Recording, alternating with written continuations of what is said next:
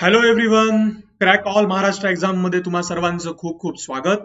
विद्यार्थी मित्रांनो, महाराष्ट्रामध्ये एमपीएससी ची तयारी करू इच्छिणाऱ्या सर्व विद्यार्थ्यांसाठी अनअकॅडमीने एक खूप चांगला प्लॅटफॉर्म सुरू केलेला आहे, जो इंडियाचा लार्जेस्ट ऑनलाईन प्लॅटफॉर्म आहे आणि अतिशय कमी दरामध्ये तुम्हा सर्व विद्यार्थी मित्रांना अनअकॅडमीच्या माध्यमातून एक चांगली शिक्षकांची टीम आणि कॉम्प्रेसिव्ह सिलेबस पूर्ण करून घेतला जाणार आहे. विद्यार्थी मित्रांनो, आपण आज तत्पूर्वी आपला क्लास सुरू करण्यापूर्वी मी तुम्हाला माझ्याबद्दल काही माहिती सांगतो. मला 2 वर्षांचा टीचिंग एक्सपिरियन्स आहे.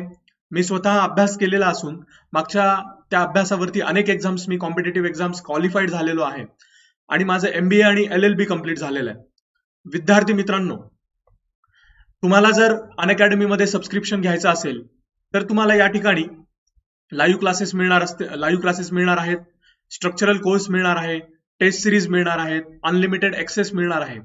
यामध्ये तुम्हाला एमपीएससीचा जे काही तुमचं एमपीएससी मधलं टार्गेट असेल, ग्रुप बी असेल, ग्रुप ए असेल, राज्यसेवेचं टार्गेट असेल किंवा कंबाईनचं संयुक्त पूर्व परीक्षेचं टार्गेट असेल किंवा ग्रुप सीचं टार्गेट असेल, अशा सर्व परीक्षांसाठी एमपीएससीच्या माध्यमातून घेतल्या जाणाऱ्या तसेच महाराष्ट्र शासनाच्या सर्व स्पर्धा परीक्षा यासाठी आपण या ठिकाणी अनअकॅडमीच्या माध्यमातून अभ्यास पूर्ण करून घेणार आहोत. विद्यार्थी मित्रांनो, हा अभ्यास पूर्ण करून घेण्यासाठी एकूणच तुम्हाला लाईव्ह क्लासेस मिळतील आणि महाराष्ट्रातील सर्वोत्तम शिक्षकांची टीम तुमच्या समोर उभा असेल. हे अतिशय कमी दरामध्ये तुम्हाला या ठिकाणी मिळणार आहे.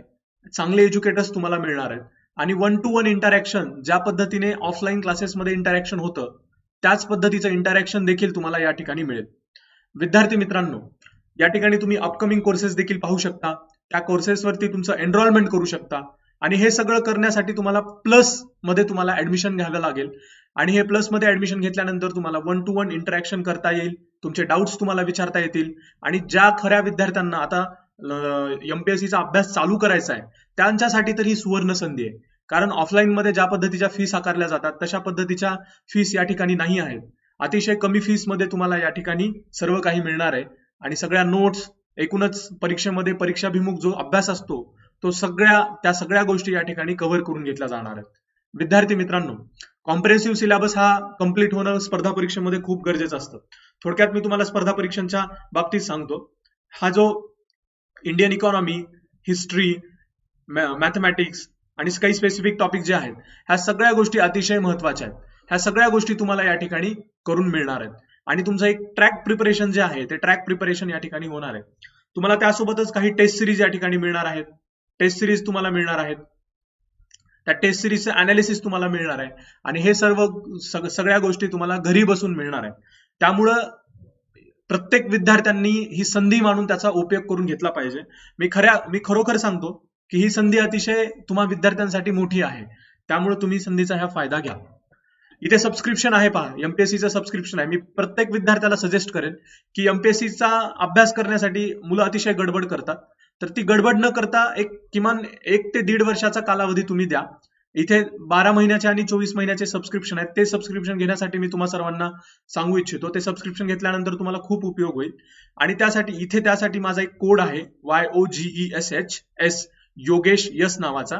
हे कोड वापरल्यानंतर तुम्हाला 10% डिस्काउंट लागलीच मिळेल. 10% डिस्काउंट लागलीच मिळेल हा कोड वापरल्यानंतर.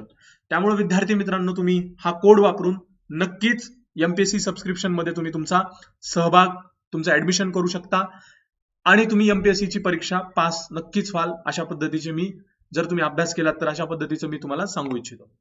या ठिकाणी आज आपण चालू घडामोडीचा भाग बघणार आहोत. मागच्या भागामध्ये आपण चालू घडामोडीची पहिला भाग बघितला होता. सध्या मी चालू घडामोडीची सिरीज घेतोय.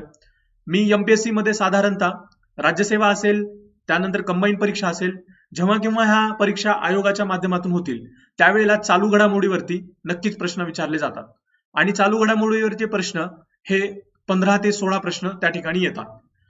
मी तुम्हाला या ठिकाणी सांगू इच्छितो, जर विद्यार्थी मित्रांनो मागच्या 6 महिन्यामधले आणि पुढच्या काही महिन्यामधले जर तुम्ही मी घेतलेल्या चालू घडामोडी केल्या, कारण माझ्या कंटेंट टीमने आणि मी स्वतः अभ्यास करून या चालू घडामोडी काढलेल्या असतात. मागच्या अनेक वर्षांच्या प्रश्नपत्रिका रेफर करून त्याचा बारकाईने अभ्यास करून या प्रश्नपत्रिका काढलेल्या असतात. कारण एमपीएससीचा अभ्यास करणं म्हणजे अतिशय ट्रॅक मार्गदर्शनाच्या माध्यमातूनच अभ्यास करणं असं असतं. जर तुम्ही हा सिलेबस वास्ट असल्यामुळे जर तुम्ही इतर भटकत गेलात तर तुम्हाला परीक्षेमध्ये नेमकं काय येणार आहे या गोष्टींचा पत्ता या ठिकाणी लागत नाही. त्यामुळे मी या ज्या ठिकाणी जे घेणार आहे त्याच स्लाइड्स मधला, त्याच अभ्यासामधले सर्व प्रश्न तुमच्या परीक्षेमध्ये दिसणार आहेत, हे तुम्ही या ठिकाणी लक्षात घ्या. ओके, याची मी तुम्हाला गॅरंटी देतो की मी जो काही या ठिकाणी सिरीज घेणार आहे त्या सिरीज मधलेच ते 15 ते 16 प्रश्न सर्व परीक्षेमध्ये तुमच्या चालू घडामोडीचे येतील. ठीक आहे विद्यार्थी मित्रांनो, आपण आपल्या सेशनला चालू करूयात. आपण गरुड पोर्टल हा भाग आपण बघूयात. गरुड पोर्टल हा एक पोर्टल चालू केलेला आहे जे भारत सरकारने चालू केलेला आहे. नागरी उड्डाण मंत्रालयाअंतर्गत कार्यरत असलेल्या नागरी उड्डाण संचालनालयाने नागरी उड्डाण संचालनालयाने गरुड पोर्टल चालू केले आहे. लक्षात आलं? हे जे गरुड पोर्टल आहे हे नागरी उड्डाण मंत्रालयाअंतर्गत कार्यरत असलेल्या नागरी उड्डाण संचालनालयाने गरुड पोर्टल सुरू केले आहे. लक्षात आलं? ठीक आहे, तर गरुड पोर्टल लक्षात ठेवा.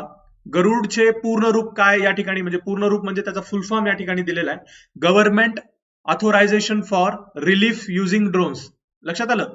गरुड authorisation for government authorisation for relief using drones. विद्यार्थी मित्रांनो, मी तुम्हाला एक सांगू इच्छितो, या ठिकाणीच तुम्ही अभ्यास करा. परत परत तो अभ्यास तुम्ही व्हिडिओ नंतर रेकॉर्डिंग व्हिडिओ बघू शकता. पण तुम्हाला जर वाटत असेल की आपल्याला स्पर्धा परीक्षांमध्ये चांगलाच अभ्यास करायचा आहे, तर या ठिकाणी मी जे शिकवतोय ते तुम्ही लक्षात घ्या आणि ती गोष्ट लक्षात घेतल्यानंतर तुमच्या मेमरीमध्ये ती गोष्ट साठवून ठेवा.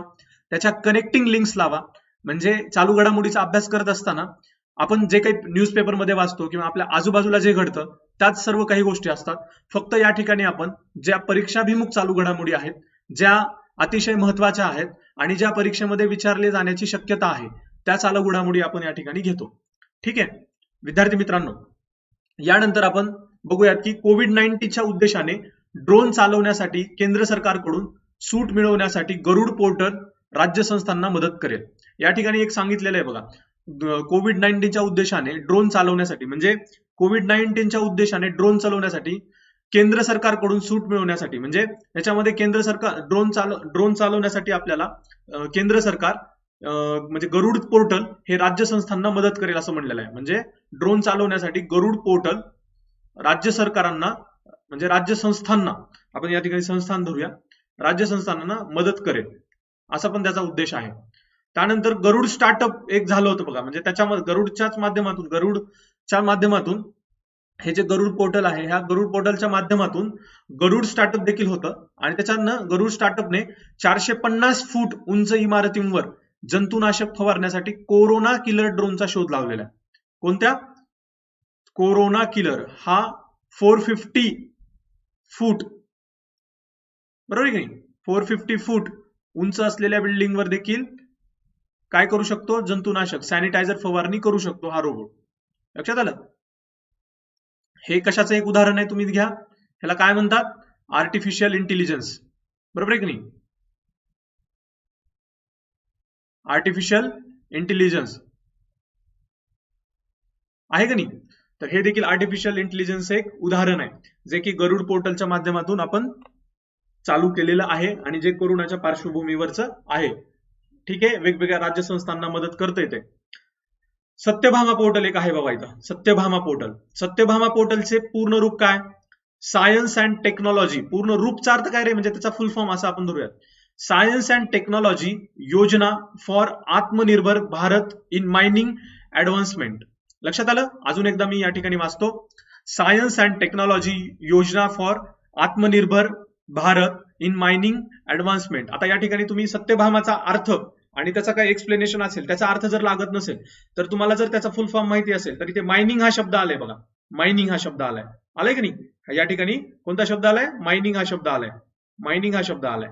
मायनिंगचा तुम्हाला अर्थ माहित असेल, मायनिंगचा असतो म्हणजे उत्खनन असतं, खान असतं, खान, उत्खनन. लक्षात आलं? तर केंद्रीय खान व कोळसा मंत्री प्रल्हाद जोशी यांनी या पोर्टलचे उद्घाटन केले आहे. कोण? केंद्रीय खान व कोळसा मंत्री प्रल्हाद जोशी यांनी या पोर्टलचे उद्घाटन केले आहे. ठीक आहे, या गोष्टी इथे लक्षात ठेवा. केंद्रीय खान व कोळसा मंत्री प्रल्हाद जोशी यांनी या पोर्टलचे उद्घाटन केले आहे. नॅशनल इन्फॉर्मेटिक्स सेंटरचा खाण माहिती विभाग या पोर्टलची अंमलबजावणी यंत्रणा करणार आहे. नॅशनल इन्फॉर्मेटिक्स सेंटरचा खाण माहिती विभाग. खाण माहिती विभाग म्हणजे कोणता रे? मायनिंग विभाग. हा जो खाण माहिती विभाग आहे ना, यालाच काय म्हणतात? मायनिंग विभाग. लक्षात आलं? यालाच काय म्हणतात? मायनिंग विभाग. नॅशनल इन्फॉर्मेटिक्स सेंटरचा मायनिंग विभाग हिची माहिती विभाग या पोर्टलची अंमलबजावणी यंत्रणा करणार आहे. लक्षात आलं? सत्यभामा पोर्टल देखील. सत्यभामा पोर्टलचा अजून एकदा आपण लॉंग फॉर्म बघूया. सत्यभामा पोर्टल म्हणजे काय? सायन्स अँड टेक्नॉलॉजी योजना फॉर आत्मनिर्भर भारत इन मायनिंग ऍडव्हान्समेंट. केंद्रीय खाण व कोळसा मंत्री प्रल्हाद जोशी यांनी या पोर्टलचे उद्घाटन केले. नॅशनल इन्फॉर्मेटिक्स सेंटरचा खाण माहिती विभाग या पोर्टलची अंमलबजावणी यंत्रणा करणार आहे. लक्षात आलं? ठीक आहे. चला, यानंतर आपण पुढे जाऊया. यानंतर आपण हायड्रॉक्सीक्लोरोक्विनिन. मागच्या 6 महिन्यांपासून आपण पाहत आहोत, म्हणजे जवळपास 6 महिने झाले असतील आता. एकूणच आपण कोरोनाला फेस करत आहोत. कोरोनाच्या या वाईट काळामध्ये आपण अनेक गोष्टी वेगवेगळ्या ऐकल्या आहेत आणि कोरोनावर नेमका उपचार काय यासाठी आपण हायड्रॉक्सीक्लोरोक्विनिन हा शब्द ऐकला असेल. लक्षात आलं? हायड्रॉक्सीक्लोरोक्विनिन हा शब्द म्हणजे कोरोनाला रोखण्यासाठी हे औषध वापरण्याची शिफारस केली होती. बघा, कोरोनाला रोखण्यासाठी म्हणजे कोरोनाला तर काय आपण थांबू शकत नव्हतो. मग हायड्रॉक्सीक्लोरोक्विनिन हे आपल्याकडे पूर्वीच मलेरियल ड्रग आहे. ते लक्षात आलं? हे ऑलरेडी मलेरियल ड्रग आहे. मग ह्या मलेरियल ड्रगचा आपण उपयोग आपल्याला कशासाठी करण्यात येणार होता? तर तो कोरोनाला थोडासा आळा आणता यावा किंवा कोरोनाचं प्रमाण कमी होता यावं लोकांमध्ये. ज्यांना कोरोना झालाय त्यांचे इंजेक्शन त्यांना त्या ठिकाणी देता यावे, यासाठी हायड्रॉक्सीक्लोरोक्विनिन हे औषध त्या ठिकाणी वापरण्यात आलेलं आहे. आलं लक्षात? मग कोविड-19चा मुकाबला करण्यासाठी इंडियन काउन्सिल ऑफ मेडिकल रिसर्चने म्हणजे ICMR ने इंडियन काउन्सिल मेडिकल रिसर्चने राष्ट्रीय टास्क फोर्सची स्थापना केली होती. बघा, बरोबर आहे की नाही? नॅशनल टास्क फोर्सची त्या ठिकाणी स्थापना केली होती. कोण केली होती? Indian council of medical research. Okay, त्यांनी राष्ट्रीय टास्क फोर्सची स्थापना केली होती. ठीक आहे. यानंतर आपण आता हायड्रॉक्सीक्लोरोक्विनिन बद्दल एक तुम्ही ऐकलं असेल. अमेरिकेला आपले जे डोनाल्ड ट्रम्प आहेत, तर डोनाल्ड ट्रम्प कडून देखील आपल्याला त्यांनी मागणी केली होती बघा इंडियाला, की आणि त्यावेळेस त्यांनी थोडंफार इंडियाला हे पण केलं होतं, म्हणजे आम्हाला ते पाहिजेच म्हणून असा हट्ट धरला होता. तर अमेरिकेला देखील आपण त्यांच्या मागणीनुसार ते निर्यात केलेलं आहे. लक्षात आलं? आणि तो एक खूप चांगला म्हणजे संबंध चांगले करण्यासाठी देखील चांगला निर्णय आपण घेतला होता, की ठीक आहे आपण अमेरिकनचं जे डिमांड आहे ते आपण फुलफिल करूयात. कारण स्वतः तिथले त्यांचे त्यांचे जे राष्ट्राध्यक्ष होते तर त्यांनी स्वतः आपल्याला ती डिमांड केली होती की आम्हाला, आणि त्यांनी ट्विट देखील केलं होतं. आपण जेव्हा ते हायड्रॉक्सीक्लोरोक्विनिन त्यांना निर्यात केलं त्यावेळेला थँक्यू म्हणून ट्विट देखील केलं होतं. आणि हे खूप म्हणजे आंतरराष्ट्रीय संबंधामध्ये अशा सगळ्या गोष्टी खूप महत्वाच्या ठरतात. ठीक आहे, ओके. यानंतर इथे चित्र दिसतंय बघा, या ठिकाणी दिसतंय का? हमसफर ऍप मोबाईल मध्ये जे ऍप असतात ना, हमसफर ऍप, तर हे हमसफर ऍप आहे जे भारत सरकारने चालू केलेलं आहे. 2 मार्च 2020 रोजी कामगार व रोजगार राज्यमंत्री संतोष कुमार गँगवार यांनी हमसफर मोबाईल ऍप सुरू केलेलं आहे. हे ऍप इंधन वितरण सेवेसाठी वापरलं जाईल. लक्षात आलं? हे ऍप कशासाठी आहे? हमसफर ऍप. लक्षात घ्या, सफर म्हणजे फिरण्यासाठी काय लागतं? आता लक्षात असं ठेवायचं बघा, ट्रिक्स लक्षात ठेवा. हमसफर म्हणजे आपण सगळे फिरणे, सफर करणे. सफर कशाने करावं लागते? फिरण्यासाठी काय लागतं? इंधन. लक्षात आलं? तर अशा गोष्टी लक्षात ठेवा. 2 मार्च 2020 रोजी कामगार व रोजगार राज्यमंत्री संतोष कुमार गँगवार यांनी हमसफर मोबाईल ऍप सुरू केले. लक्षात आलं? हे ऍप कशासाठी आहे? तर इंधन वितरणासाठी आहे. बघा, संतोष कुमार गँगवार. कुठलं मंत्रालय आहे रे ते? मंत्रालय कुठलं आहे? कामगार व रोजगार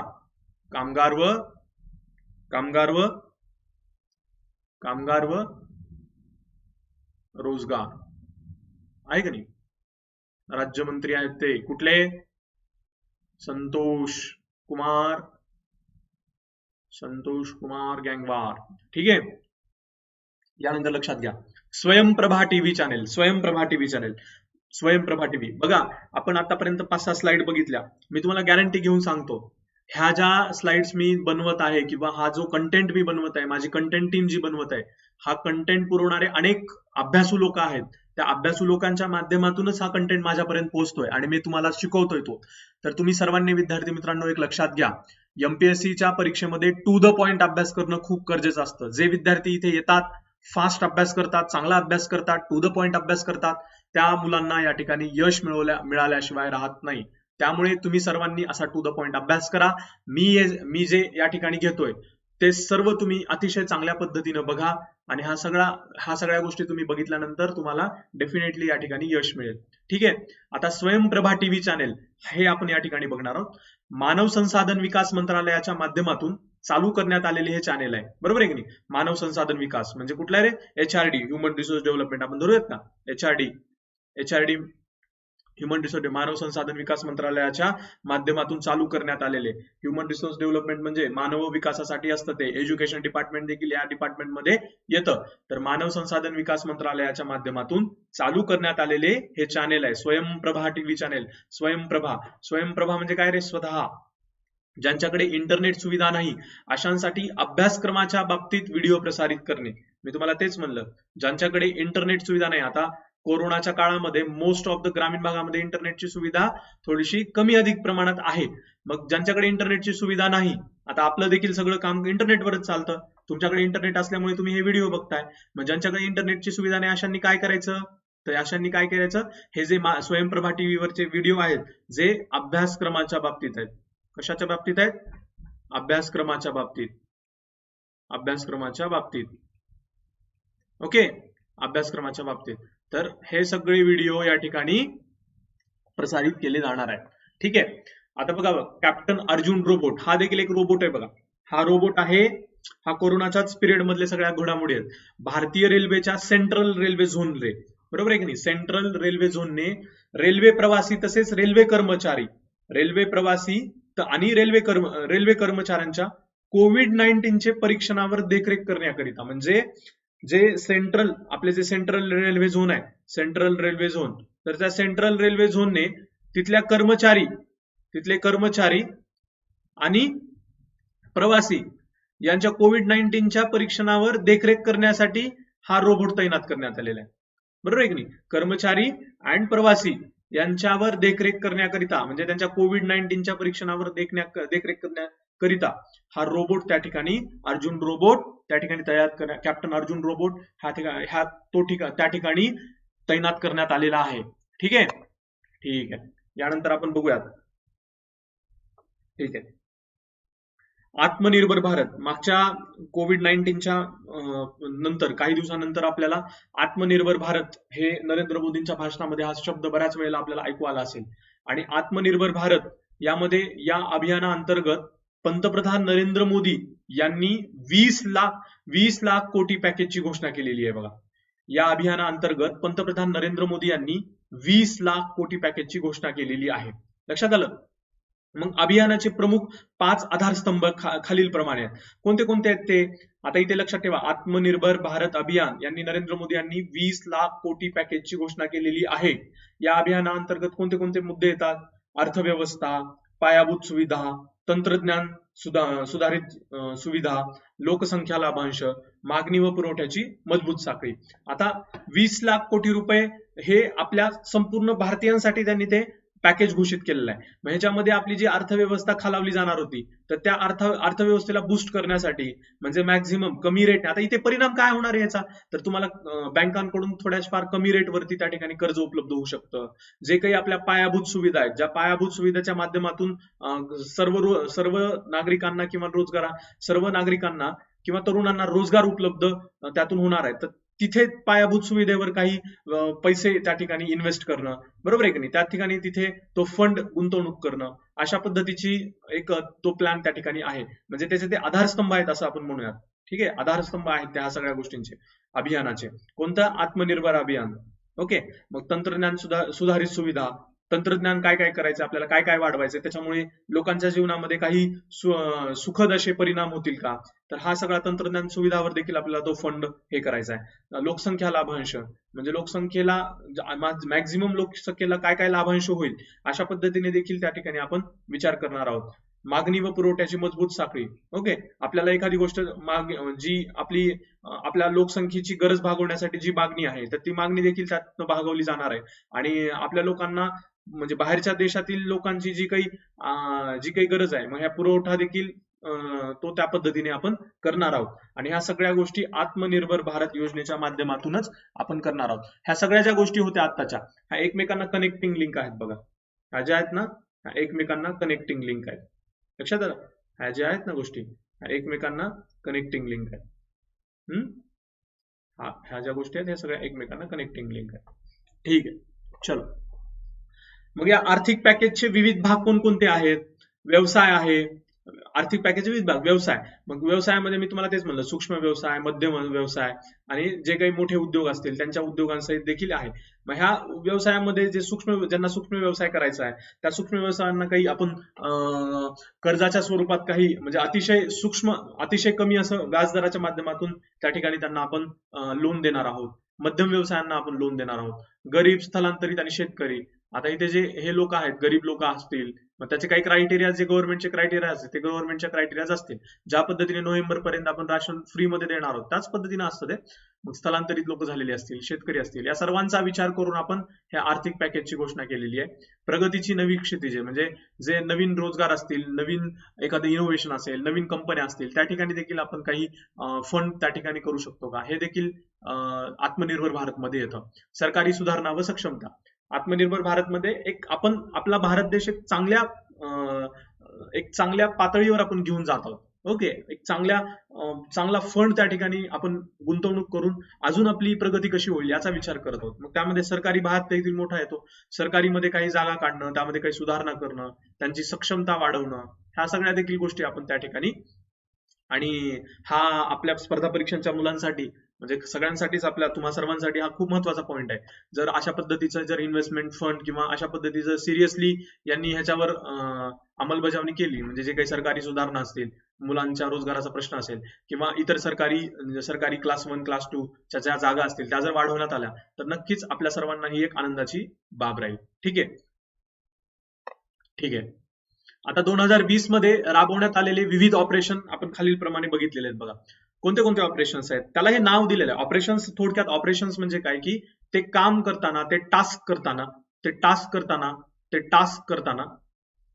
त्या टास्कला देण्यात आलेलं ते नाव असतं. आलं लक्षात? ते टास्क करताना त्या टास्कला देण्यात आलेलं ते नाव असतं. मग ऑपरेशन मुस्कान असेल, अपहरण आणि हरवलेल्या मुलांच्या शोधासाठी पालघर जिल्ह्यात पोलिसांनी राबवलेली ही मोहीम आहे. आपल्या महाराष्ट्राचाच हा ऑपरेशन मुस्कान पार्ट आहे. अपहरण आणि हरवलेल्या मुलांच्या, अपहरण म्हणजे काय रे? आपले अपहरण म्हणजे त्या ठिकाणी त्या मुलांना उचलून घेऊन जाणं किंवा त्या मुलांना त्यांच्या आई वडिलांपासून दूर घेऊन जाणं, जे म्हणतो की एका शहरामधून दुसऱ्या महाराष्ट्रामध्ये घेऊन जाणं, त्यांना कामाला लावणं, किंवा हरवलेल्या मुलांच्या शोधासाठी. लक्षात आलं? हरवलेल्या अर्थात मुलं हरवत नसतात, त्यांचं अपहरणच होत असतं. या मुलांसाठी पालघर जिल्ह्यात पोलिसांनी राबवलेली मोहीम आहे ऑपरेशन मुस्कान. मुस्कान म्हणजे ते लहान मुलांसाठी तो शब्द वापरलेला आहे असं धरूया. ठीक आहे. याच्यानंतर ऑपरेशन संजीवनी. ऑपरेशन संजीवनी या ऑपरेशन अंतर्गत भारतीय हवाई दलाने मालदीवला औषधी व वैद्यकीय उपकरणे पुरवली आहेत. बघा, ऑपरेशन मुस्कान झालं. ऑपरेशन मुस्कान मध्ये आपण काय पाहिलं? अपहरण व हरवलेल्या मुलांच्या शोधासाठी पालघर जिल्ह्यात पोलिसांनी राबवलेली ही मोहीम आहे. ऑपरेशन संजीवनी मध्ये काय? या ऑपरेशन अंतर्गत भारतीय हवाई दलाने मालदीवला औषधी व वैद्यकीय उपकरणे पुरवली. लक्षात आलं का नाही? म्हणजे आपल्या भारतीय हवाई दलाने मालदीवला औषधी व वैद्यकीय उपकरणे ऑपरेशन संजीवनीच्या संजीवनी म्हणजे आपण हा शब्द ऐकला असेल बघा. संजीवनी आपण ज्यावेळेस रामायण पाहत होतो त्यावेळेस हनुमानाने संजीवनी हा शब्द त्या ठिकाणी ऐकला असेल की संजीवनी आणली होती. बरोबर आहे की नाही? संजीवनी आणली होती. लक्षात आलं? मग ही संजीवनी हा शब्द म्हणजे जीवनदान देणं असं आहे थोडक्यात. संजीवन देणं म्हणजे जीवनदान देणं. रामायणामध्ये हा शब्द आपण ऐकलेला आहे. तर यामध्येच ते की या ऑपरेशन अंतर्गत भारतीय हवाई दलाने मालदीवला औषध पुरवणे आणि वैद्यकीय उपकरणं पुरवलेली आहेत. त्याला म्हणून ऑपरेशन संजीवनी म्हणतात. एकच गोष्ट लक्षात, मुस्कान म्हणजे लहान मुलांसाठी त्यांचा हास्याचा तो शब्द त्या ठिकाणी हे करतो. मी तुम्हाला काल म्हणजे मागच्या क्लासमध्ये पण हेच सांगितलेलं होतं की चालू घडामोडीचा अभ्यास करताना एक गोष्ट लक्षात घ्या, तुम्हाला लॉजिक असणं खूप गरजेचं आहे. बघा, बरेच मुलं मला फोन करतात, सर लॉजिकचा नेमका अर्थच आम्हाला कळला नाही. विद्यार्थी मित्रांनो, लॉजिक या ठिकाणी आहे. भारतीय हवाई दल ज्या वेळेला मालदीवला औषधी आणि ऑपरेशन वैद्यकीय सेवा पुरवतं, वैद्यकीय उपकरणं पुरवतं, त्या ऑपरेशनला त्या एकूण कार्याला काय नाव दिलेलं असेल, जर तुम्हाला ऑप्शन मध्ये संजीवनी हा पर्याय असेल, तर तुम्हाला लॉजिक लावता आलं पाहिजे जरी उत्तर माहित नसेल. लॉजिक काय लावता आलं पाहिजे की त्या ठिकाणी या सगळ्यांचा अर्थ म्हणजे मदत करणे आहे, जीवनदान देण्यासारखा अर्थ आहे. मग त्याला संजीवनी हा अर्थ असू शकतो का? हाच म्हणजे कैक वेळेस तुम्हाला अशा पद्धतीचे शब्द त्या ठिकाणी दिसून येतात जे लॉजिक बेसवर आधारित आहेत.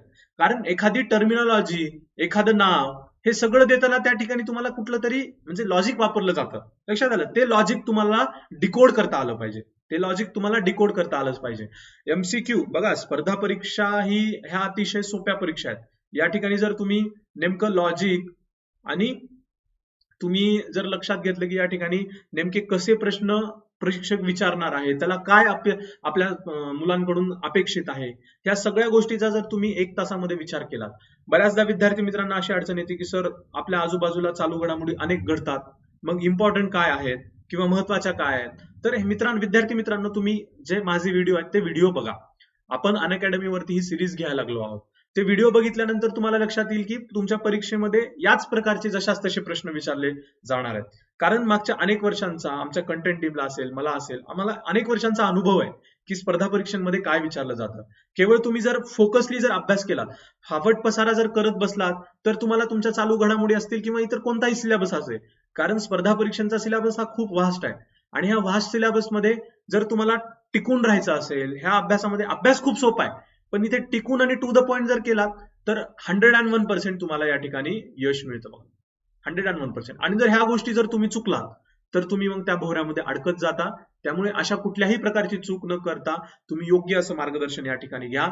आणि मी तुम्हाला खरोखर सांगतो की खूप कमी असे लोक आहेत जे योग्य मार्गदर्शन करतात, जे अनअकॅडमीच्या माध्यमातून ते करत आहेत, जे ते त्या टीमच्या माध्यमातून करत आहेत. आणि खरोखर खूप मोठी गोष्ट आहे, जे अतिशय म्हणजे खूप कमी भावनेने, म्हणजे प्रत्येकांना अपेक्षा असते, तर अशी कुठलीही अपेक्षा न ठेवता हा प्लॅटफॉर्म तुमच्यासाठी उभा करण्यात आलेला आहे. कारण तुम्ही विचार करू शकता की अतिशय कमी फीस मध्ये जर तुम्हाला 2 वर्ष अतिशय महाराष्ट्रातले चांगले टीचर्स, जे स्वतः अभ्यास करून, स्वतः नोट्स करून आणि जे रेग्युलर कनेक्ट राहतात, ज्यांचा उद्देश फक्त तुम्हा सर्वांना यश मिळवण्यासाठी आहे, तुम्हा सर्वांना ज्ञान देण्यासाठी आहे. कारण चालू घडामोडीचा अभ्यास हा तुम्ही काहीही करा, म्हणजे तुम्ही स्पर्धा परीक्षांमध्ये असाल किंवा इतर कुठल्याही ह्याच्यामध्ये असाल फील्डमध्ये, त्या ठिकाणी हा अभ्यासक्रम तुम्हाला मॅन्डेटरी असतोच, म्हणजे मॅन्डेटरी असतो आणि तुम्हाला तो उपयोगाला ठरतोच. लक्षात आलं? त्यामुळे प्रत्येक विद्यार्थ्यांनी ही गोष्ट लक्षात घेतली पाहिजे. टू द पॉइंट अभ्यास केला पाहिजे आणि लॉजिक बेसवर काही क्वेश्चन सोडवता आले पाहिजेत. लक्षात आलं?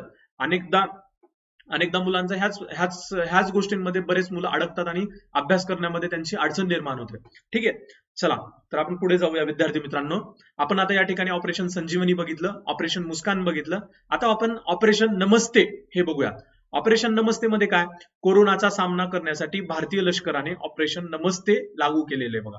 बरोबर आहे की नाही? आपण जर आपल्याला या ठिकाणी लॉजिक लावू शकतो. आपल्याला जर कुणाला सोबत राहायचं नसेल तर आपण त्याला काय म्हणतो, असं करतो आणि म्हणतो ठीक आहे बाबा, तू आता आम्हाला आमच्यापासून दूर जा. मग याचा देखील अर्थ काय, ऑपरेशन नमस्ते हा अर्थ आहे. बरोबर आहे की नाही? मग अशा छोट्या छोट्या गोष्टी जर तुम्ही अशा पद्धतीचा एन्जॉय करत अभ्यास केलात, किंवा एन्जॉय करत म्हणण्यापेक्षा तुम्ही ह्या गोष्टी तुमच्या डेली जगण्याच्या गोष्टींना जर तुम्ही लागू केलात, आणि हा तुम्ही जे काही 7-8 तास 10 तास रोज अभ्यास करणार आहात, किंवा जे नोकरी करत अभ्यास करणार आहेत, ह्या सगळ्यांना हा अभ्यासक्रम अतिशय म्हणजे चांगला असेल. मी अनेक मुलांना सांगतोय की तुम्ही तुमची रिव्हिजन्स मारताना तुम्ही थोडीशी स्पीड वाढवून रिव्हिजन करा. जे की तुमच्या मोबाईलच्या युट्यूबच्या या ऑप्शन मध्ये तो ऑप्शन असतो, थोडीशी स्पीड वाढवा, तुम्ही रिव्हिजन्स करा. तुम्ही 1.5 ची स्पीड करून रिव्हिजन करू शकता. आणि ह्या सगळ्या गोष्टी तुम्ही पटपट तुमच्या माइंड मध्ये तुम्ही ती थीम, तुमची ती रिव्हिजन आणि या सगळ्या गोष्टी तुम्ही करू शकता. मी डेफिनेटली तुम्हाला सांगेन की तुम्हाला तुमच्या परीक्षेमध्ये प्रश्न पाहिल्यानंतर आपोआप तुम्हाला ऑप्शन देखील वाचायची गरज राहणार नाही. तो ऑप्शन डायरेक्ट तुमच्या नजरेसमोर जाईल आणि तुम्ही उत्तर करेक्ट करून याल. ठीक आहे, आता ऑपरेशन नमस्ते या ठिकाणी आपण बघूया. कोरोनाचा सामना करण्यासाठी भारतीय लष्कराने ऑपरेशन नमस्ते लागू केलेलं आहे बघा. कोरोनाचा सामना करण्यासाठी भारतीय लष्कराने ऑपरेशन नमस्ते लागू केलेलं आहे. लक्षात आलं? ऑपरेशन नमस्ते कोरोनाचा सामना करण्यासाठी. ठीक आहे, चलो आपण पुढे जाऊयात. आता हा एक देखील आता म्हणजे महत्वाचा पॉइंट आहे बघा. या ठिकाणी इराणने इराणने आपले रियाल हे चलन बदलून त्याऐवजी तोमान हे चलन अधिकृत करण्याचा निर्णय घेतलेला आहे. बरोबर आहे की नाही? इराणने आपले रियाल हे चलन बदलून, म्हणजे इराणचं जुनं पूर्वीचं जे चलन होतं ना त्याचं नाव रियाल होतं. जसं आपल्या भारताचं रुपया आहे का नाही, रुपया आहे, काही देशांचं डॉलर आहे का नाही, तर हे रुपया असेल, काही देशांचं डॉलर असेल, तर हे चलन आहेत. तर त्याच पद्धतीचं इराणचं रियाल हे चलन आहे. रियाल हे चलन आहे. तर हे रियाल चलन बदलून त्यांनी काय केलेलं आहे, तोमान हे चलन केलेलं आहे. म्हणजे इराणचं नवीन चलन आहे तोमान. बरोबर की नाही? तोमान. इथे करन्सी पण आहे बघा, करन्सीमध्ये फोटो बघा. लक्षात आलं? इथे इमेज आहे, करन्सीचा फोटो आहे. लक्षात आलं? तर हा तोमान हे चलन आहे आणि ह्याला तिथल्या अधिकृत संस्थेने मान्यता पण दिलेली आहे. ठीक आहे, म्हणजे तिथल्या शासनाने हा अधिकृतरित्या याला मान्यता देऊन हा निर्णय घेतलेला आहे. आणि नवीन चलन तोमान हे इराणचं झालेलं आहे. नवीन चलन कुठलं आहे? नवीन चलन आहे विद्यार्थी मित्रांनो इराणचं तोमान. ठीक आहे, चला तर आपण पुढे जाऊयात. आता मुईद्दीन यासिन यांची मलेशियाच्या पंतप्रधानपदी निवड झालेली आहे. मलेशियाचे आपलं जे राष्ट्र आहे किंवा मलेशिया हा जो देश आहे, तेव्हा हे त्यांचा फोटो आहे, हा त्यांचा फोटो आहे. ठीक आहे, मुईद्दीन यासिन यांची मलेशियाच्या पंतप्रधानपदी निवड झालेली आहे. कोणते? मुईद्दीन यासिन. ठीक आहे. आता विज्ञान ज्योती योजना आपल्याला पाहिजे. विज्ञान ज्योती योजना हा देखील केंद्रीय विज्ञान आणि तंत्रज्ञान मंत्रालयाअंतर्गत आंतरराष्ट्रीय महिला दिन केव्हा असतो रे? सांगा पटपट. आंतरराष्ट्रीय महिला दिन असतो 8 मार्चला. बरोबर आहे की नाही? आंतरराष्ट्रीय महिला दिन असतो 8 मार्चला. ठीक आहे, तर 8 मार्चला केंद्रीय विज्ञान आणि तंत्रज्ञान मंत्रालयाअंतर्गत आंतरराष्ट्रीय महिला दिन या योजनेची सुरुवात केलेली आहे. कुठली आहे रे? विज्ञान ज्योती योजना. ज्योती हे एक मुलीचं नाव आहे बघा. बरोबर आहे की नाही? मग इथे थोडं तुम्ही काय लावू शकता? योजनेचा उद्देश महिलांना विज्ञान क्षेत्र आपले करिअर म्हणून निवडण्यासाठी प्रोत्साहित करणे. बरोबर आहे की नाही? योजनेचा उद्देश महिलांना विज्ञान क्षेत्र आपले करिअर म्हणून निवडण्यासाठी प्रोत्साहित करणे. याचा विज्ञान ज्योती योजनेचा हाच परिणाम आहे. योजनेचा उद्देश महिलांना विज्ञान क्षेत्र आपले करिअर म्हणून निवडण्यासाठी प्रोत्साहित करणे. केंद्रीय विज्ञान आणि तंत्रज्ञान मंत्रालयाअंतर्गत विज्ञान ज्योती योजना आंतरराष्ट्रीय महिला दिनी म्हणजेच 8 मार्चला 8 मार्चला ही योजना सुरुवात झालेली होती. या योजनेचा उद्देश हाच आहे की महिलांनी विज्ञान क्षेत्रात यावं आणि त्यांनी ते करिअर म्हणून ते क्षेत्र त्यांनी निवडावं, असा विज्ञान ज्योती योजनेचा उद्देश आहे.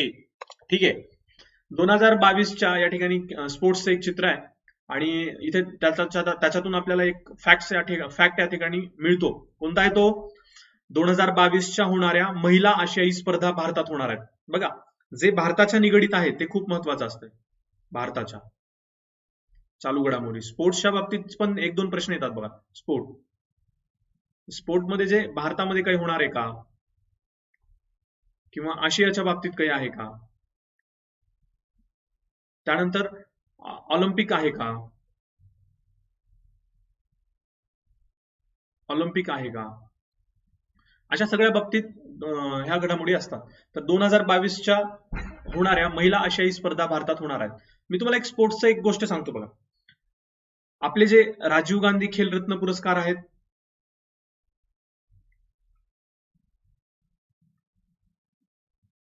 राजीव गांधी खेलरत्न पुरस्कार असतील, सोबतच अर्जुन पुरस्कार असेल,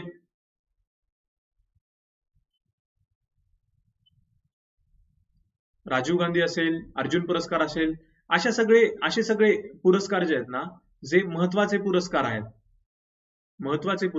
किंवा एखाद्या स्पोर्ट्स पर्सनॅलिटीला बरोबर आहे की नाही, स्पोर्ट्स पर्सनॅलिटीला जर आपले सर्वोच्च पुरस्कार असतील, जे पद्मभूषण, पद्मविभूषण, पद्मश्री आणि सगळ्यात कोणता भारतरत्न, सर्वोच्च पुरस्कार असतील, ते कुठले पुरस्कार मिळालेत का, हे सगळ्या गोष्टी लक्षात घेऊन आपण स्पोर्ट्सचा अभ्यास करायला हवा. पहिला पुरस्कार कुणाला मिळालाय, त्यानंतर हे स्टॅटिक मधल्या चालू घडामोडी येतात. मागच्या काही दिवसांपासून ना स्टॅटिकच्या चालू घडामोडी आहेत ना, त्या चालू घडामोडी इतक्या विचारल्या जात नाहीयेत. लक्षात आलं? त्यामुळे पण आपले मार्क्स कुठेही जाऊ नये, अभ्यास करत असताना राजीव गांधी खेल रत्न पुरस्कार हा अतिशय म्हणजे चांगली माहिती आहे की तुम्हाला ती माहिती असणं, ह्या वर्षीचा कुणाला मिळाला, तर ह्या वर्षीचा कुणाला मिळाला सोबत तुम्ही पहिला पुरस्कार कुणाला मिळाला हे देखील त्या ठिकाणी तुम्ही करू शकता. ठीक आहे, चलो विद्यार्थी मित्रांनो आपण पुढे जाऊया. यानंतर ठीक आहे, एक मिनिट घेतो मी तुमचा.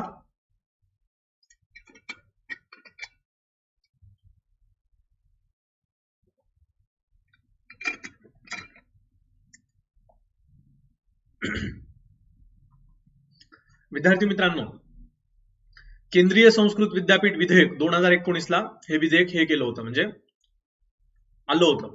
तर ह्या केंद्रीय मानव संसाधन विकास मंत्री रमेश पोखरियाल यांनी 2 मार्च 2020 रोजी राज्यसभेत हे विधेयक सादर केले.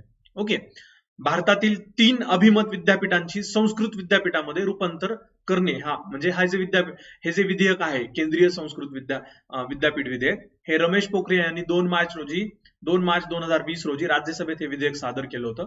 ह्या विधेयकाचा थोडक्यात उद्देश काय, इथे नाव जरी असलं संस्कृत विद्यापीठ तरी हे संस्कृत विद्यापीठ नाहीये, त्याचं रूपांतर संस्कृत विद्यापीठामध्ये करणं आहे. भारतातील हे 3 विद्यापीठ आहेत. 3 विद्यापीठ कुठले आहेत ते तुम्हाला पुढच्या स्लाइड मध्ये मी देईन.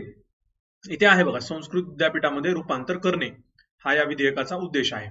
ठीक आहे, तर पहिलं विद्यापीठ कुठलं आहे, राष्ट्रीय संस्कृत संस्था नवी दिल्ली इथे आहे. लाल बहादूर शास्त्री राष्ट्रीय संस्कृत विद्यापीठ नवी दिल्ली या ठिकाणी आहे. आणि राष्ट्रीय संस्कृत विद्यापीठ तिरुपती या ठिकाणी आहे. म्हणजे नवी दिल्लीचे एक आहे.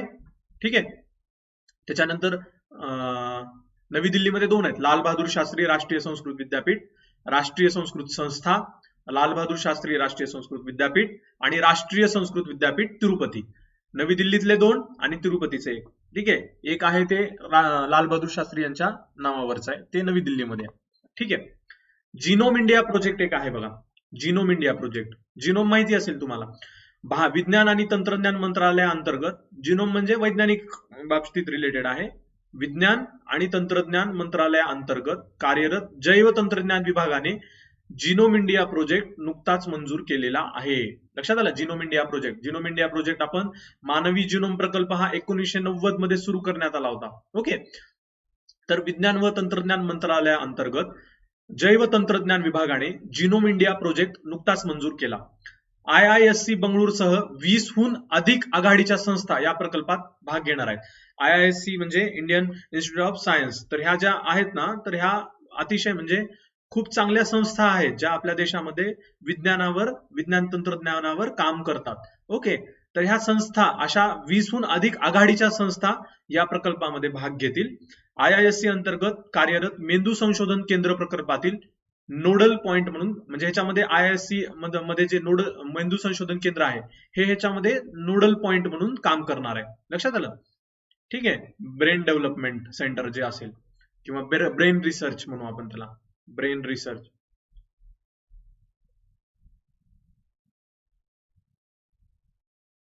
ओके, ब्रेन रिसर्च प्रकल्पातील नोडल पॉइंट म्हणून काम करणार आहे.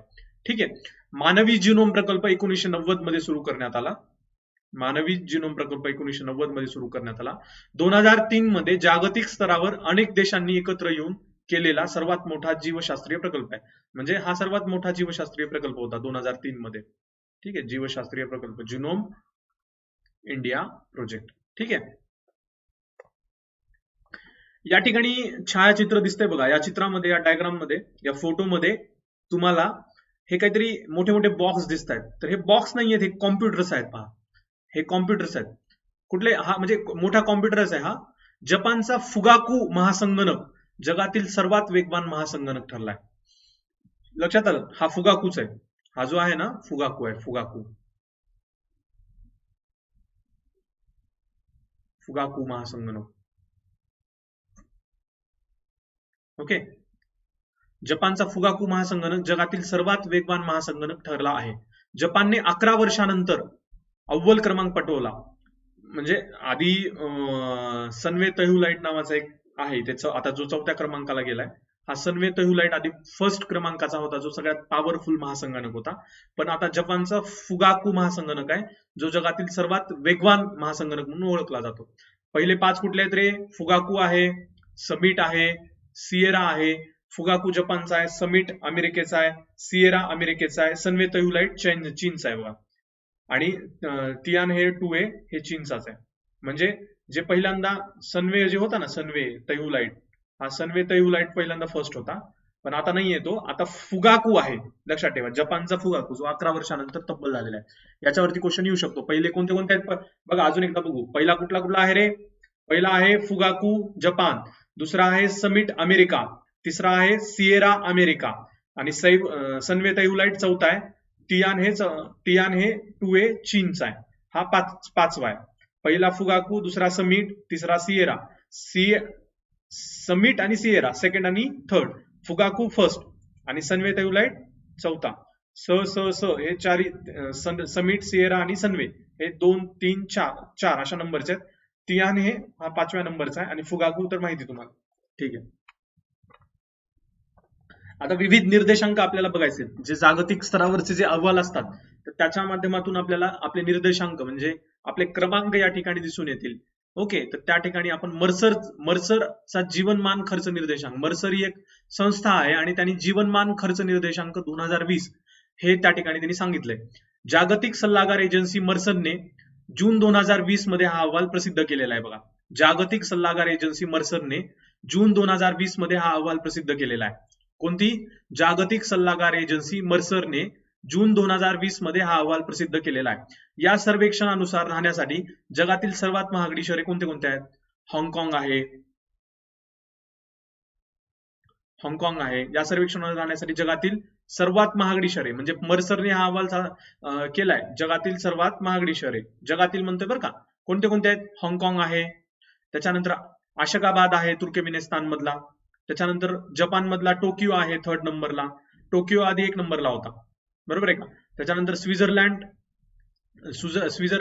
मधला झुरिच आहे, आणि सिंगापूर तुम्हाला माहिती असेल, सिंगापूर आहे.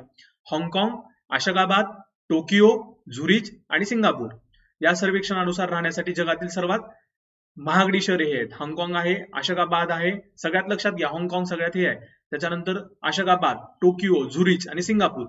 ठीक आहे, हे टॉप 5 आहेत. सिंगापूर सगळ्यात 5वा आहे, हाँगकाँग पहिला आहे, अशगाबाद दुसरा, टोकियो तिसरा, झुरिच स्वित्झर्लंड मधला आहे, हे आहे चौथा. ठीक आहे. मग या सर्वेक्षणात भारतीय शहरांचा पण क्रम आहे. भारतीय शहरांमध्ये जर सर्वात महागडी शहर आपण बघितली तर त्याच्यामध्ये सगळ्यांना माहिती की जे आपल्या भारताची आर्थिक राजधानी आहे तेच सगळ्यात महाग आहे. मग कुठलं येते? तर हे आहे मुंबई, त्याच्यानंतर आहे नवी दिल्ली, त्याच्यानंतर आहे चेन्नई, त्याच्यानंतर आहे बंगळुरू, त्याच्यानंतर आहे कोलकाता. ओके, सर्वात महागडं जे आपण आहे ते म्हणूयात की आपली मुंबई आहे, त्याच्यानंतर न्यू दिल्ली म्हणजे नवी दिल्ली, त्याच्यानंतर चेन्नई, त्याच्यानंतर बंगळुरू, त्याच्यानंतर कोलकाता. लक्षात आलं का? या सर्वेक्षणामध्ये, मर्सरच्या सर्वेक्षणामध्ये जगातले सर्वात महागडी शहरं होती, त्यात भारतीय शहरांचा देखील क्रम आपण बघितलेला आहे. त्याच्यामध्ये मुंबई सगळ्यात टॉपला आहे, नवी दिल्ली सेकंड क्रमांकाला आहे, चेन्नई थर्ड क्रमांकाला आहे, बंगळुरू चौथ्या आणि कोलकाता 5व्या. लक्षात आलं? ठीक आहे. जागतिक आर्थिक मंचाने या अहवालाचा एक भाग म्हणून आता जागतिक ऊर्जा संक्रमण निर्देशांक पण आहे बघा, जागतिक ऊर्जा संक्रमण निर्देशांक 2020. जागतिक आर्थिक मंचाने या अहवालाचा एक भाग म्हणून 13 मे 2020 रोजी जागतिक ऊर्जा संक्रमण निर्देशांक 2020 जाहीर केलेला आहे. बरोबर आहे की नाही? कोण केलाय? जागतिक आर्थिक मंचाने. या निर्देशांकानुसार जगातील टॉप 5 देश बघा कुठले कुठले आहेत, कोणते कोणते आहेत? स्वीडन आहे, स्वित्झर्लंड आहे, फिनलंड आहे, डेन्मार्क आहे, नॉर्वे आहे. पहिला आहे स्वीडन. पहिला कुठला आहे? स्वीडन. पहिला आहे स्वीडन. दुसरा कुठला आहे? स्वित्झर्लंड. स्वित्झर्लंड आहे दुसरा.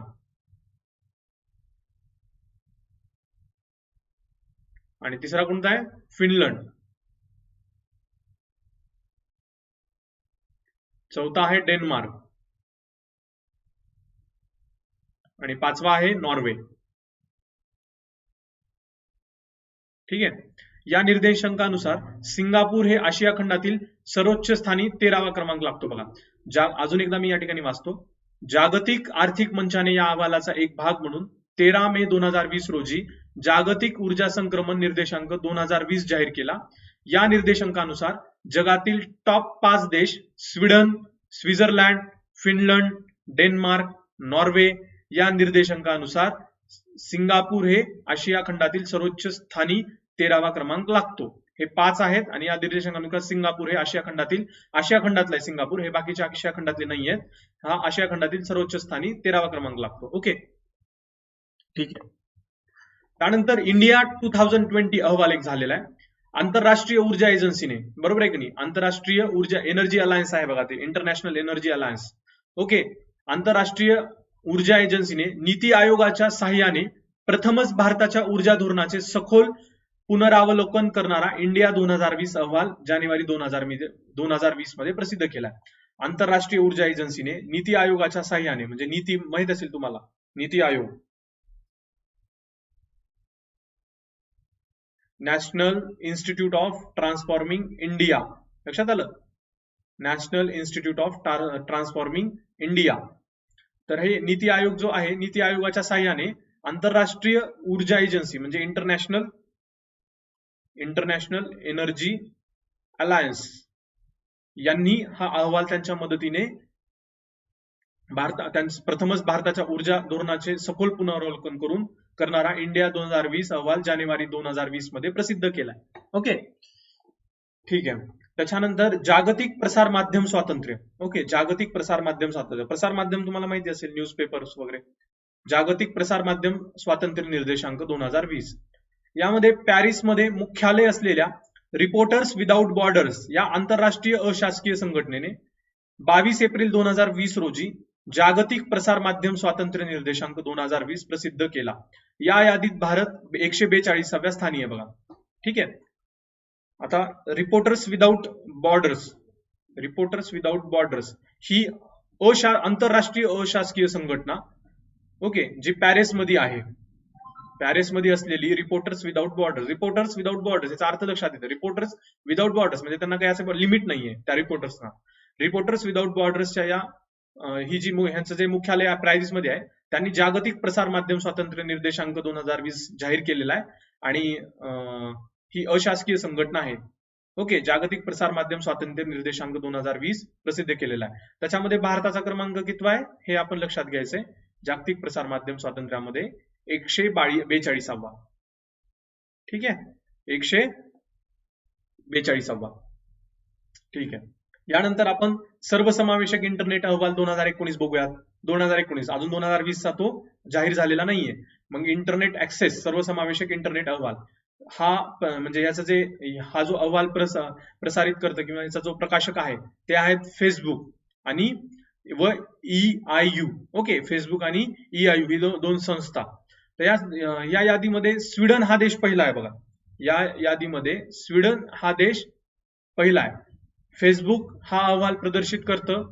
या यादीमध्ये स्वीडन हा देश पहिला आहे आणि भारताचा क्रमांक 47वा आहे. भारताचा क्रमांक 47वा आहे या यादीमध्ये. सर्वसमावेशक इंटरनेट अहवाल, लक्षात आलं? सर्वसमावेशक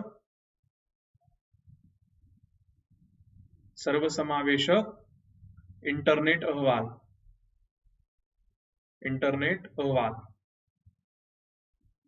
या यादीमध्ये भारताचा क्रमांक 47वा आहे आणि या यादीतील पहिला देश आहे स्वीडन. म्हणजे सर्वसमावेशक इंटरनेट अहवालामध्ये स्वीडन हा पहिला देश आहे असं फेसबुकने प्रकाशकांनी त्यांनी सांगितलेलं आहे. ठीक आहे. त्याच्यानंतर ईज ऑफ डुईंग बिझनेस हा देखील अहवाल महत्वाचा आहे. बऱ्याचदा हा परीक्षेमध्ये विचारला जातो. जर करंटमध्ये विचारला तर हा अहवाल विचारण्याची बरीच शक्यता आहे. लक्षात ठेवा, ईज ऑफ डुईंग बिझनेस ह्याचे जे प्रकाशक आहेत किंवा हे जे प्रसारित करतं संस्था, तर ही जागतिक बँक आहे बघा, वर्ल्ड बँक हा अहवाल प्रसारित करते. आणि यादीतील पहिला देश आहे न्यूझीलंड. या यादीतील पहिला देश आहे न्यूझीलंड. लक्षात आलं? ईज ऑफ डुईंग बिझनेस 2020 ह्या यादीमध्ये पहिला जो देश आहे तो आहे न्यूझीलंड. ओके, आणि भारताचा क्रमांक कितवा आहे? इंडियाचा क्रमांक 63. ओके, 63rd आहे. ठीक आहे. ईज ऑफ डुईंग बिझनेस जागतिक बँकेच्या माध्यमातून हा अहवाल प्रसारित होतो. आता भ्रष्टाचार निर्देशांक 2019 हा अहवाल आपल्याला बघायचा आहे. आता सध्या तुम्ही हे लक्षात घ्या की ह्याचे प्रकाशक कोण आहेत. लक्षात आलं? ट्रान्सपरन्सी इंटरनॅशनल नावाची संस्था आहे.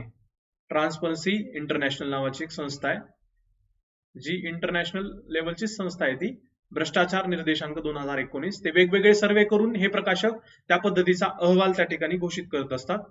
अनेक लोकांचे मतं घेऊन, एक्सपिरियन्स घेऊन त्या ठिकाणी तो अहवाल प्रदर्शित केला जातो. ट्रान्सपरन्सी इंटरनॅशनल या संस्थेच्या माध्यमातून भ्रष्टाचार निर्देशांक 2019 हा अहवाल त्या ठिकाणी प्रदर्शित केला जातो. यादीतील पहिला देश जो आहे न्यूझीलंड व डेन्मार्क आहे बघा. न्यूझीलंड आणि डेन्मार्क या यादीतील पहिला देश आहे न्यूझीलंड आणि डेन्मार्क. भारताचा क्रमांक येतो 80वा. भारताचा क्रमांक किती आहे? 80वा आहे.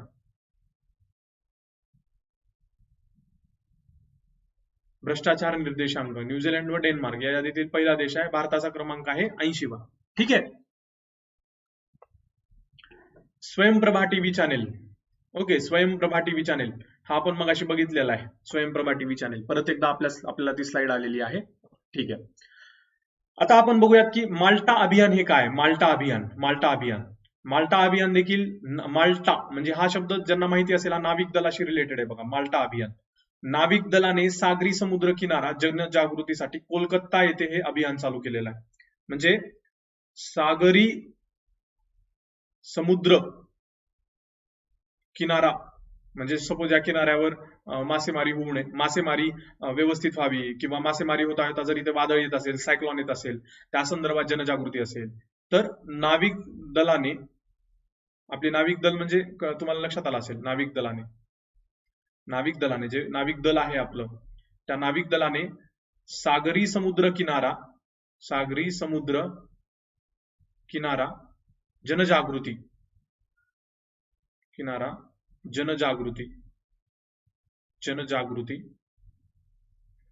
येथे कोलकाता येथे हे अभियान चालू केलेलं आहे.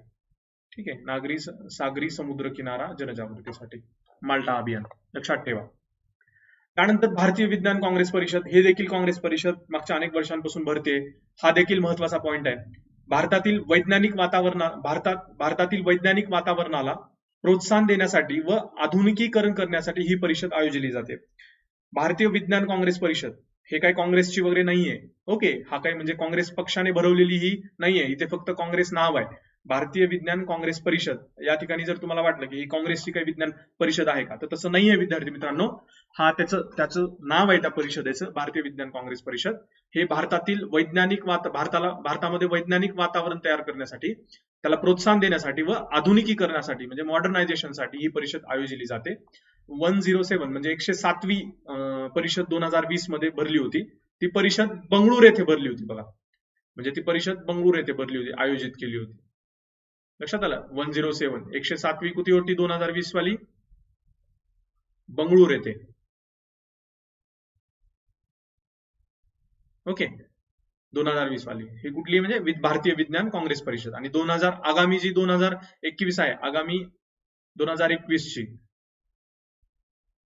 जी 108वी असेल ती आहे आपल्या पुण्यामध्ये.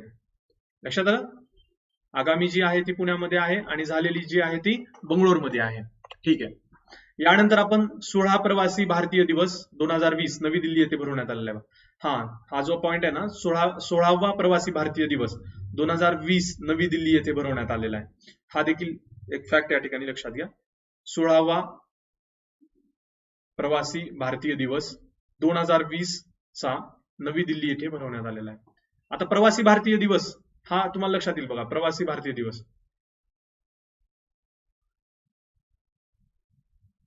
हा माझ्या मते, म्हणजे मी चुकीचा नसेल तर हा आपण साधारणतः दरवर्षी 9 जानेवारी ते 12 जानेवारी अशा दरम्यान हा होतो. लक्षात आलं. तर भारताबाहेरील अनिवासी भारतीयांना एकत्र आणण्याकरिता तसेच त्यांच्या कौशल्याचा उपयोग करून घेण्याकरिता उद्देश काय त्याचा? प्रवासी भारतीय कॉन्फरन्सचा उद्देश काय आहे? तर अनिवासी भारतीयांना एकत्र आणण्याकरिता तसेच त्यांच्या कौशल्याचा उपयोग करा. म्हणजे जे लोक भारतीय आहेत पण भारतामध्ये नाही आहेत, म्हणजे ते अनिवासी भारतीय आहेत, जे बाहेर राहतात ना, हा भारत असेल आणि भारताचे बाहेरचे देश असतील तर जे इथं राहतात पण ते भारतीय म्हणून समजले जातात, तर त्यांना अनिवासी आपण भारतीय म्हणतो. तर त्यांना एकत्र करण्यासाठी आणि त्यांच्या ज्ञानाचा, त्यांच्या कौशल्याचा उपयोग करून घेण्याकरिता. ओके, ठीक आहे. यानंतर एक फॅक्ट आहे इथे, भारताबाहेरील पहिले योग विद्यापीठ अमेरिकेतील लॉस एंजिल्स येथे फेब्रुवारी 2020 मध्ये स्थापन केलेलं आहे बघा. ठीक आहे, भारताबाहेरील पहिले योग विद्यापीठ. आपण नरेंद्र मोदींच्या सरकारमध्ये 21 जून हा आंतरराष्ट्रीय योग दिन आपण साजरा करतोय, ज्याला युनेस्कोने म्हणजे युनोने मान्यता दिलेली आहे. कोणती? 21 जून आंतरराष्ट्रीय योगा डे, बरोबर आहे की नाही? International yoga day. तर ही आपण हे करतोय, म्हणजे दरवर्षी आपण त्याचा समारंभ आपण करतो. तर भारताबाहेरील पहिले योग विद्यापीठ अमेरिकेतील लॉस एंजिल्स येथे फेब्रुवारी 2020 मध्ये स्थापन झालेलं आहे. Los Angeles. ओके, इथे एंजिल्स झालंय, ते लॉस एंजिल्स आहे. ठीक आहे. यानंतर विद्यार्थी मित्रांनो आपण हुनर हाट 2020 चे आयोजन या ठिकाणी बघूया. हुनर हाट 2020. हुनर म्हणजे काय की आपल्यामधली एक क्षमता. तर केंद्रीय अल्पसंख्याक मंत्रालयाने नवी दिल्ली येथे याचे आयोजन केलेले आहे बघा. केंद्रीय अल्पसंख्याक मंत्रालयाने नवी दिल्ली येथे याचे आयोजन केले होते. आणि या योजनेचा उद्देश देशातील अल्पसंख्याक समुदायाच्या संपन्न कला आणि हस्तकला वारशाचे जतन करणे. म्हणजे अल्पसंख्याक आपल्या जो केंद्रीय मंत्रालयाचा जो महत्वाचा विभाग आहे, हुनर हाट 2020 चे आयोजन केंद्रीय अल्पसंख्याक मंत्रालय, म्हणजे वेगवेगळ्या मंत्रालयातला हा एक अल्पसंख्याक मंत्रालय हा एक महत्वाचा विभाग आहे, एक महत्वाचं मंत्रालय आहे. तर त्या अल्पसंख्याक लोकांचा तो मायनॉरिटी मधल्या असलेल्या लोकांचा तो विचार करतो. तर या योजनेचा उद्देश हाच आहे की अल्पसंख्याक समुदाय जो आहे त्यांनी केलेल्या कला आणि त्यांनी केलेल्या हस्तकला, म्हणजे ज्या मायनॉरिटी मधले लोक आहेत त्यांनी केलेल्या कला आणि हस्तकला, म्हणजे त्यांच्याही कलेचं, त्यांच्या हस्तकलेचं, त्यांच्या समुदायाचं एक त्यांना रिस्पेक्ट म्हणून हा हुनर हाट 2020 चं आयोजन आपण केलं होतं. आणि यालाच आपण जे म्हणतो की, यामुळे एक गोष्ट लक्षात घ्या, भारतामध्ये आपण जी म्हणतो की भारतामध्ये ही आहे, म्हणजे आपण भारतामध्ये काय म्हणतो, ज्या पद्धतीने आपल्या इथे विविधता में एकता हे जे म्हणतो आपण, तर ह्या हुनर हाट वरून आपल्याला दिसून येईल की अल्पसंख्याक लोकांचा देखील या ठिकाणी रिस्पेक्ट केला जातो आणि त्यांच्या वारशाचे जतन संवर्धन आपण त्या ठिकाणी करत असतो. ठीक आहे, ठीक आहे विद्यार्थी मित्रांनो.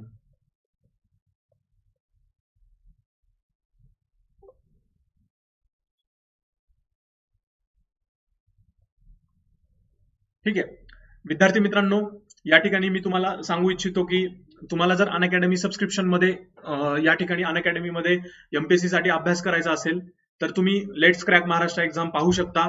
योगेश यस YOGESHS हा माझा प्रोमो कोड आहे. हा प्रोमो कोड तुम्ही वापरू शकता. तुम्हाला जर काही अडचण आली तर तुम्ही मला नक्कीच कॉल करा, नक्कीच मेसेज करा, कमेंट बॉक्स मध्ये तुमच्या प्रतिक्रिया द्या आणि ह्या चॅनेलला सबस्क्राईब करा, लाईक करा. योगेश यस हा कोड वापरून तुम्ही अनअकॅडमीच्या प्लॅटफॉर्मवरती तुम्ही सबस्क्रिप्शन घेऊ शकता. प्लस मध्ये तुमचं नाव तुम्ही नोंदवू शकता. आणि खरोखर मी तुम्हाला सांगतो की ही एक तुम्हा सर्वांसाठी संधी आहे. एकदा हा जो भाग जर तुम्ही लक्षात घेतला तर तुम्हाला नक्कीच या ठिकाणी खूप चांगल्या पद्धतीचा अभ्यास या ठिकाणी करता येईल.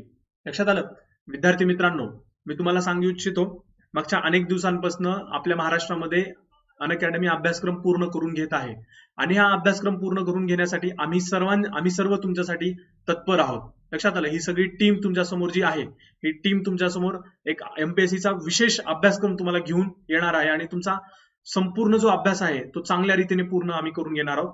या ठिकाणी स्लाइडवर तुम्हाला सबस्क्रिप्शनची देखील माहिती दिसेल. या ठिकाणी खूप अतिशय कमी पैशामध्ये तुम्हाला मिळणार आहे. या संधीचा तुम्ही सर्वांनी फायदा घ्या. येत्या काही दिवसांमध्ये आपण चालू घडामोडीचं सेक्शन पूर्ण करणार आहोत. तुमच्या परीक्षेमध्ये देखील हे सेक्शन आलेलं तुम्हाला दिसेल आणि त्याच प्रकारचे तुम्हाला प्रश्न देखील तुम्हाला आलेले दिसून येतील. त्यामुळे सर्वांनी फॉलो करा, चांगला अभ्यास करा. सर्वांची काळजी घ्या. Thank you so much.